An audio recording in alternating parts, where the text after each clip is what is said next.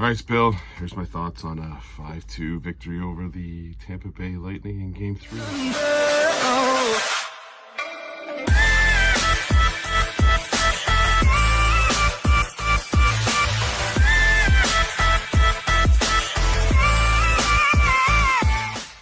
Well, I needed to sleep that one off, and frankly, I also needed to get up early to watch darts. It's the European Darts Chain, or Open, I believe is what it's called. What is it called? Europeans Dart Open. And I just watched Dennis Nielsen walk out to a Kiss song, which is very bold. Very bold. However, let's get into the Leaf game. I needed to sleep that one. Unfortunately, I had way too much energy. And it was not an easy game for any Leaf fan. However, let's get into it. First period, we finally score on a fat balloon penalty. This time he shoots it over the glass. And Tampa Bay had two of them, which is good to see because that's typically what the Leafs do. They get on Sportsman, the calls that you just got to call. And I'm thinking, oh, goodness, another power play at the beginning of the game. So far, standing on his head, the big unit stays on for 2 minutes, and right at the end of 2 minutes, the puck starts bouncing all over the place, right to Morgan Riley. Boom. In the net, 1-0. Great start. Let's keep it going. I thought the Leafs were pretty good in the first period. I wouldn't say they were great. They were pretty good in the first period. And then you get into Lyubushkin. I told someone I love Lyubushkin. There's got to be a drink called Lyubushkin. And if there isn't a drink called Lyubushkin, I'm going to create the drink called Lyubushkin. And it's going to be a sub-ice drink. This Lyubushkin reminds me of another defenseman that I loved on the Leafs, Dmitry Yushkevich. They block shots, they hustle, they don't have the talent, but it is all giver, all the time. He takes a penalty.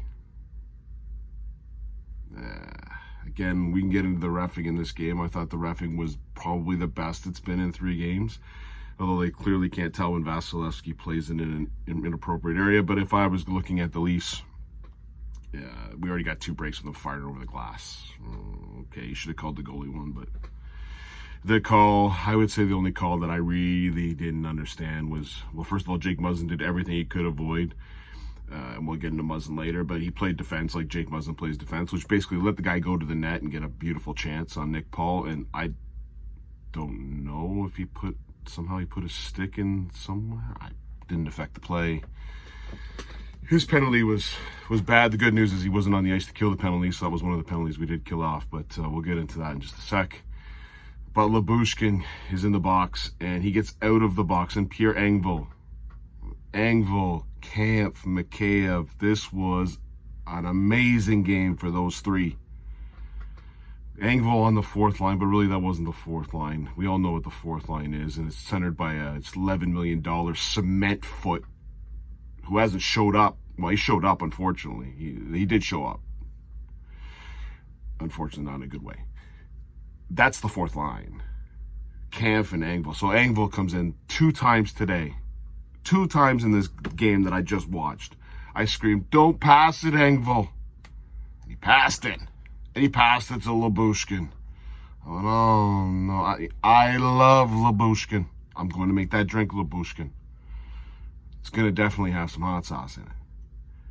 And Lyubushkin pulls a Marner.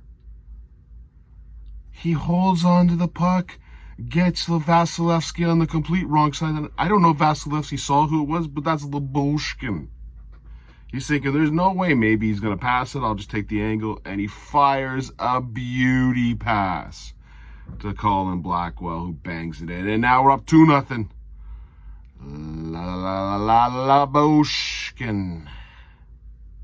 Lyubushkin. I was jumping up and down. This was fantastic. Now, with 5 minutes left to go in that first period, it started to turn. Tampa Bay started getting chances, and again I turned to my wife, let's keep it we get out of this period 2-0, perfect, just survive this, get there to 2-0. And they did. They left the first period up 2-0. First period was pretty good. However, you'll go back a couple videos ago, I said the way that the Leafs are going to win this series is if Jack Campbell stood on his head. And he stood on his head. And in the first period, stand on his head 9 seconds in. Like, just ridiculous. Great chance. All throughout this game, he was fantastic. And the reason why the Leafs won. So when your little pundits start talking, why the Leafs win? Oh, Campbell's not as good as Vasilevsky. Campbell's going to steal one. He stole one. And Vasilevsky didn't play well. That's the difference in this game. We then forward on to the second period. Tampa's bringing some pressure, but they make a turnover to David Kampf, who I don't know where David Kampf got this from, but I will take it. That was a nice shot. Far side. Again, does Vasilevsky think that Kampf fire? Is there a book on Kampf that he fires to the glove side? Because he cheated to the glove side again. But Kampf fires at far side. 3-0. Now we're jumping up for joy. This is really good stuff. And more penalties. And on one of those penalties, they turn it over to Kerfoot, and I don't understand what type of universe you take a puck, you stand still, and turn around and face your own net. I don't... Was he trying to buy time until a shift change happened? Take the puck, fire back in their corner. He sits there, and he turns, and he gets knocked off the puck. That's not a penalty that happened. You got knocked out. It was stupid. And yes, it was a bad angle, but when you look at the replay, that's a beautiful shot by Ross Colton, and it's 3-1. And survival mode starts. And it continues on until I screamed at Pierre Engvall one more time. Pierre, don't pass the puck. He gave it to Mikheyev. Now, I like Mikheyev too. I do. But do you really trust Mikheyev handling a puck? I know it's an empty net, but some of you thought the same as me. Don't pass it, Pierre. Just fire it in the net, please. Don't. And then when you pass that one, and then Mikheyev put it in, and I got happy again. Pierre, just fire it in the net, man. I know you want to give it to Mikheyev. I know you're doing the right thing. I know you're thinking about team, but that is Mikheyev. If anyone's going to miss a net, an open net from 2 feet out, there's only one person on the team who's going to miss the net from 2 feet out. That's Mikheyev. Mikheyev scored, and then he scored another empty net goal. And the Leafs win 5-2. Now, keys to the game. I've read all the nonsense about Matthews and Marner. 10%. How can I be 10% goals expected when they were on the ice for a goal? I don't believe they were on the ice for a goal against. Maybe Marner was on the penalty. They were on the ice for a goal. Okay. I saw someone had 100%. Like, Jason Spezza had the highest for the Leafs. Spezza wasn't horrible. He didn't do much. I guess he had a lot of power play time. He certainly didn't take stupid penalties, which the other two doofuses on that fourth line used to do, Simmons and Clifford. It was good that Keith woke up, smelled the coffee. I don't know why he pulled Liljegren for Hall, but we'll get into that in just a sec.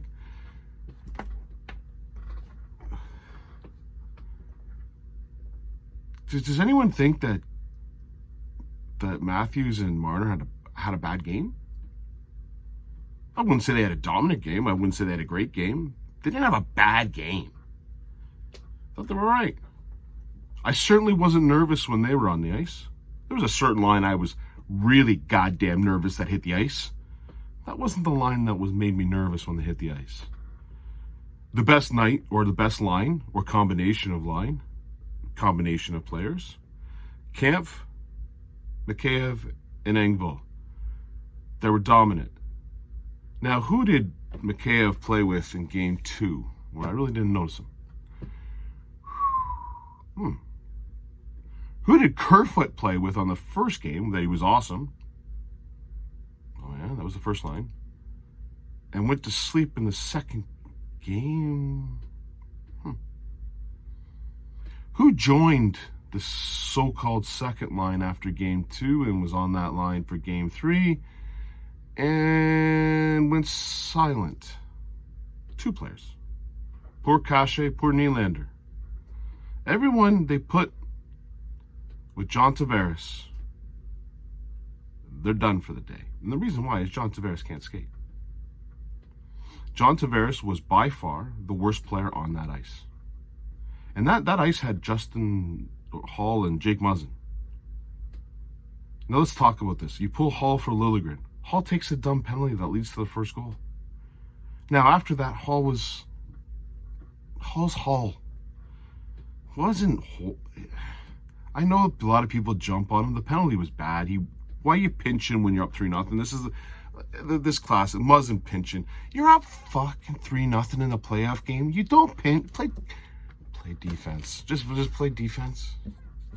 You don't need to pinch. You don't need to give up 2-on-1s. Well, if you can't time it, or there's a chance that you might give up a bad one, then please just stay back. But John Tavares, I have a definition of John Tavares. I looked it up in the Webster's Dictionary. Yeah, I am that old. I don't know what Google's got, but Webster's Dictionary states the following: where pucks go to die. That's the definition of Tavares.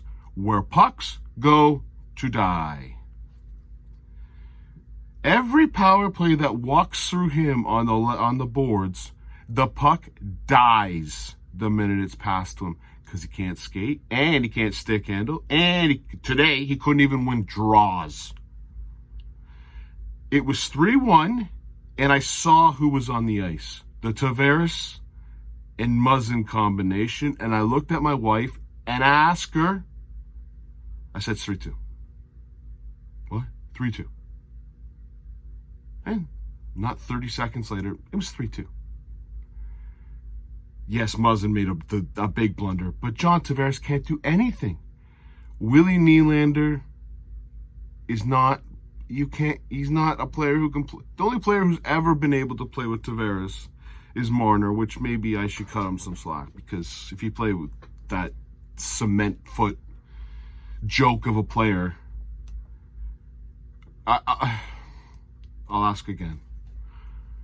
Who was the worst player on the ice for the Leafs last night?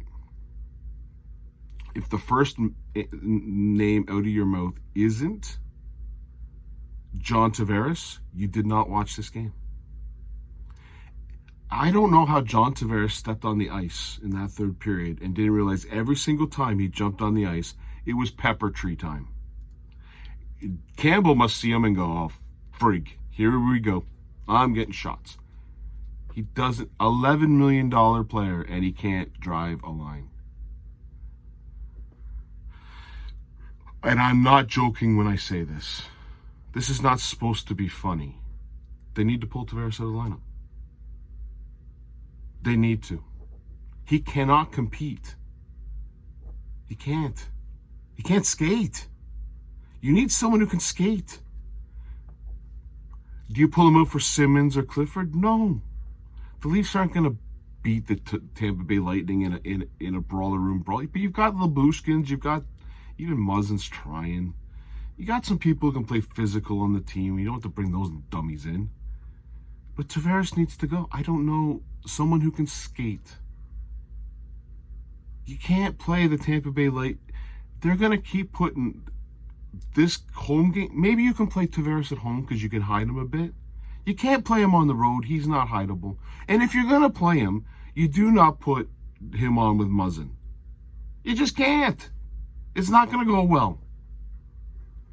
Anyways, they did win. This was the Mikheyev, Kampf, and Engvall show. That's how they won that game. Oh, Campbell, my apologies. It was the Campbell show featuring Kampf, Engvall, and Mikheyev. And Labushkin. Riley. Brody. They all play good games. They survive. They're 5-2. Now, do they have a killer instinct? I'm glad to see how they reacted after losing. Do they have the killer instinct? We will find out on Sunday.